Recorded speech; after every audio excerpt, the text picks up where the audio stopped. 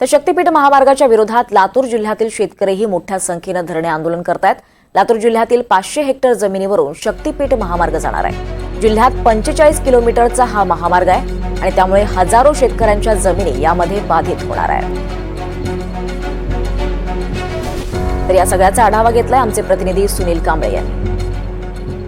शक्तीपीठ महामार्गाला महाराष्ट्रातल्या 12 जिल्ह्यांमधून जे आहे ते शेतकऱ्यांचा विरोध केला जातोय आणि त्याच अनुषंगाने आज जे आहे अनेक जिल्ह्यांमधून जे आहेत शेतकरी आक्रमक झालेत आणि शक्तीपीठ महामार्ग जो आहे तो रद्द करावा या मागणीसाठी जे आहे शेतकरी जे आहेत आज आक्रमक पवित्रा घेऊन ते आंदोलन करतायत। आपण जर पाहिलं तर लातूर तहसील कार्यालयावरती ही जी शेतकरी आहे ते लातूर जिल्ह्यामधले जी जमिनी आहे त्या शक्तीपीठ महामार्गामध्ये जातात आणि यालाच विरोध करत जे शेतकरी जे आहेत ते आंदोलन करतायत। काय सांगायला आज हे आंदोलन करताय तुम्ही?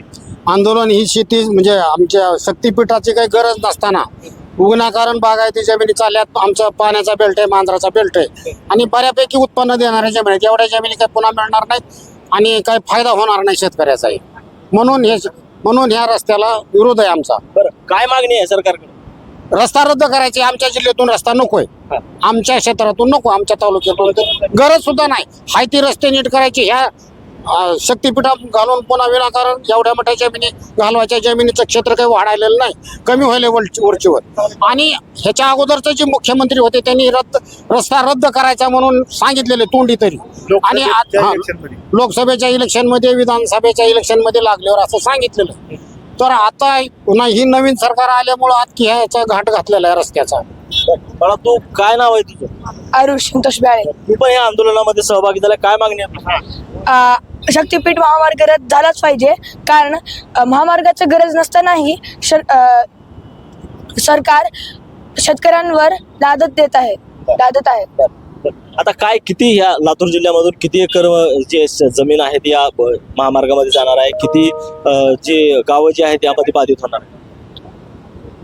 असं बघितलं तर शासकीय गॅजेटनुसार जवळपास या महामार्गामध्ये 500 हेक्टरच्या आसपास आणि येणाऱ्या कालावधीमध्ये प्रस्तावित असलेली अजून तेवढी जमीन या महामार्गाला लागू शकते।